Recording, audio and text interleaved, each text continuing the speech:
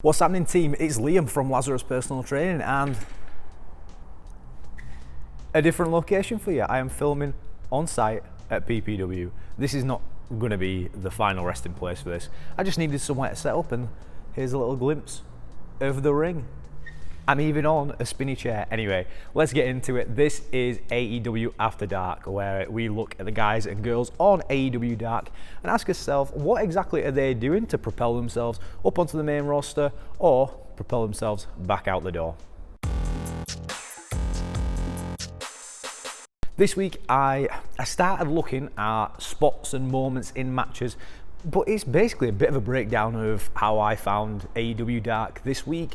Previous weeks I've talked about character and I've talked about story, and this is a bit of a mismatch of all of that. So with that, let's get straight into it and let's get into the good points. Also, just as a bit of a warning, we are in a warehouse and there is a train track literally over there. So if there's some quite loud noises that drown me out, I apologise. Again, teething problems. Let's get into these good points. I felt like this edition of AEW Dark showcased a lot of new faces with a lot of new gimmicks and a lot of new gear that looked really, really good. It was nice to see the Man Scout Jake Manning make a debut on AEW Dark against Colt Cabana. It was a really fun match. There was a Stone dude, I can't remember his name, one second. Stone Rockwell was his name. He had a really fun personality and really captured my attention. Ken Broadway, straight out of Bradford City Centre, had a really cool gimmick, had a lot of cool ideas with it that I enjoyed. Amber Nova was someone that caught my eye as someone that looked quite polished in ring. So there was a lot of new faces. All Day. Will All Day had a great look, had some great gear. I could not take my eyes off his boots. Fantastic. Those are the sort of things that when you're debuting somewhere for the first time, it's really important to capture that attention. Will All Day has the brightest boots I have ever seen, and I was instantly drawn to him. More than the other person, Prince Kai. More than him, I was drawn to those boots, which then made me drawn to All Day. Is there a bit of a crossover with him and Pretty Peter Avalon, who's PPA All Day? Who knows? Anyway, back on track. And we also saw a lot of improvements out of people, or at least I'm seeing improvements out of people. First, big up, and this is someone that I thought had struggled for a long time and I thought was probably on the cusp of sort of being left to a wayside, was Kylan King. To see Kylan King's transformation from someone that is just trying to find the way and putting people over, to then the Queen of Crazy gimmick that lasted all of 3 shows, to now really finding comfort and confidence in the ring, is a huge credit to her. And the last couple of shows that I've seen from her, she has really proven that she's a great talent, and actually I think she's nearly ready for the main roster. And I do believe that the Red Velvet Big Swole Kylan King storyline that I hope they're putting together is what's going to propel her up onto the main roster. Take the face paint off, but outside of that, she's doing absolutely incredible, and it's a credit to her for listening, for growing, for developing, and for fighting through when I think a lot of people would have gone, you know what, I'm okay. Another person that has shown a lot of improvement and has grown on me is Austin Gunn. When he first came on, oh look, it's an annoying American. But actually, he's found this real confidence about himself again, and this is a prevalent thing through this little section here. He's found a real confidence about himself. He looks comfortable in the ring. He looks like he's having a fun time. I think the way that he moves around is really different, and it's very Austin Gunn, which is a credit to him, especially when his dad is Billy Gunn. To have something completely different, and what he probably felt at some point is that he's a shorter guy, that is to his detriment. I actually think that's to his advantage, because I think Billy Gunn is such a tall, big dude that to be on the other end of the scale allows you to be different. I think something that Colton Gunn will struggle with is that he looks so much like his dad.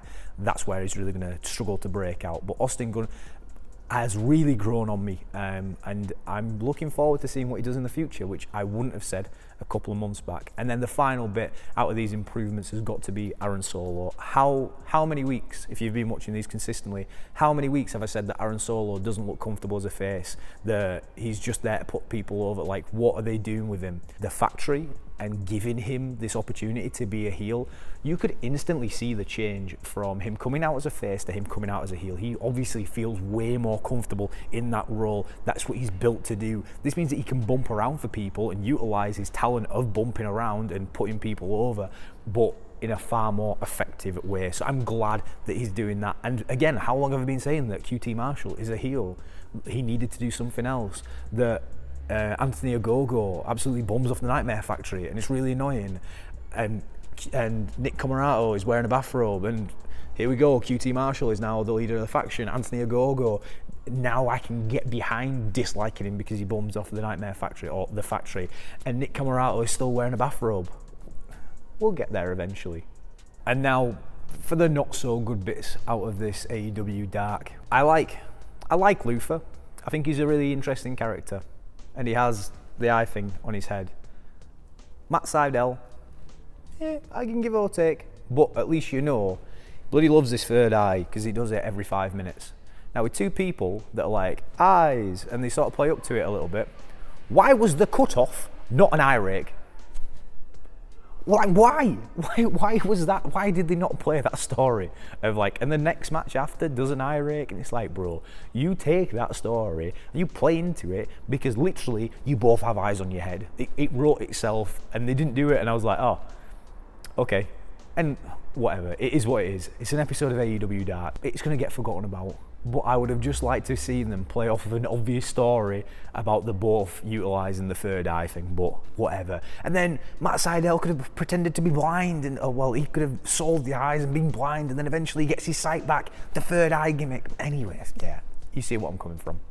Another thing that I was a little disappointed about, or it just didn't make sense in the long run, and I think this is probably something that they would look back on and go, oh yeah. So at the end of Red Velvet, Big Swole, Jade Cargill comes out, and they're doing the dance thing. I'm not a fan of that, but anyway, they're doing the dance thing. Jade comes out, and Kylan King and Big Swole are holding Red Velvet back. She's like, I'm about to murder you, and they're holding her back. Then the ruckus starts. Red Velvet, Jade Cargill get into it, and they're laying fists in. And Kylan King and Big Swole just stand in the ring. And they're like, oh no, you're fighting. You were holding her back a minute ago. What's changed? They're outside of the ring. Like, I can't get through these ropes.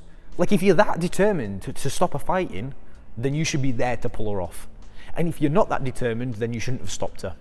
And I just think, like, why? Unless there was some direction that those two couldn't be in shot, and it needed to be the referees, just made them look stupid. Because they were stood in the ring watching the best mate go fisticuffs with someone else, when not 30 seconds later they were doing nothing about it, or they were stopping her from fighting.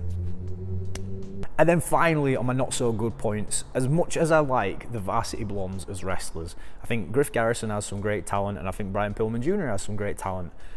They are not a tag team. They once again showed that they just don't mesh together. I don't feel like they enjoy being in the ring together. It's like watching two singles wrestlers time and time and time again. Yes, they have hair. Oh. And they've got matching gear, and that's cool, but matching gear doesn't cover up for the fact that there is little chemistry between them. And I think that's something that you can work on. I'm not saying that they have to be best mates or anything like that, but I don't know, like, spend some time together and work on moves and incorporate in and be a tag team. They had a really good showing on Dynamite a couple of weeks back where they were working together. But again, I just feel like they've sort of been put there because they've needed to be put there, and they're both waiting on something else. I would go full hog. That's the phrase that I'm using now. I would go full hog into this tag team, and I would just do it as much as I could to get it over and to make it work. And then when they're ready, your stock is already elevated up. It feels like they're waiting. And when you're waiting down here, you're only going to go to the next step. Whereas if you're waiting and building, then you can go to the next step up. Again, that's my personal opinion out of it. And that's it for this week of AEW After Dark. A bit of a mismatched one. I saw a post online recently, and it sort of made me think about AEW Dark, in that when they go back to touring again, these sort of shows, unless they have a specific place that they're going to film them, say the Nightmare Factory, are going to really wane down. They're not going to have a body of extra talent that they can have in an arena until 2 a.m, 3 a.m, because at the moment they're filming up until 2 a.m, 3 a.m, and that's why these shows are an hour and a half long, and then they've got Dark Elevation as well. Like, where are these going to fit in? I'm going to be really interested to see what happens to Dark and if it does maintain being what it is, because I love it. I absolutely adore seeing new people come in and be given a chance to make an impression, and for me to see new talent. There's so many people on this card today that I've never seen wrestling my entire life, and that's exciting. That's really exciting, especially when I think this is something that we can all sort of take away, and sometimes we get a bit bogged down with like the standard wrestling that we watch, in that we watch WWE and that's what we watch, or we watch Dynamite and that's what we watch, or even we watch New Japan and that's all we watch. And I think sometimes it can be a real big a resurgence of passion to find something completely different, watch someone that you've never watched before, find a promotion that is just in a random city somewhere and watch it, because you never know what you're going to find, and you never know those people that you watch who will then go on to make a big name for themselves or just leave a lasting impression. For example, back in the day when I was a kid, I took a chance on going to see an independent show in Doncaster. It was 1PW's second anniversary show. I got to watch Nigel McGuinness and Darren Burridge in a 45-minute Iron Man match at a point where I'd never really seen either of those men wrestle, and it was incredible. Like, I got to see so many faces. I was instantly made a fan of Larry Sweeney, who the anniversary of his death was very, very recently, last week, and I would have never have gotten to know who those people were. It wouldn't have opened my eyes to the world of Shikara. Really learning who Nigel McGuinness was and going down that route. I wouldn't have seen that if I hadn't taken a chance on it. This is a really weird little tangent, but as shows are reopening again, go and find a local show, find a local promotion, and go and watch those people, because you never know who's then going to end up on AEW Dark, who's then going to go onto a main roster, or who then is going to go to New Japan. Like, Will Ospreay has won he's won the IWGP World Heavyweight Championship, and he was a guy on local shows. Gabriel Kidd is in the dojo, and Gabriel Kidd's going to win the IWGP Heavyweight Championship at some point, and it's so cool that he has been on shows that are probably around the corner from you. So yeah, go and support independent wrestling.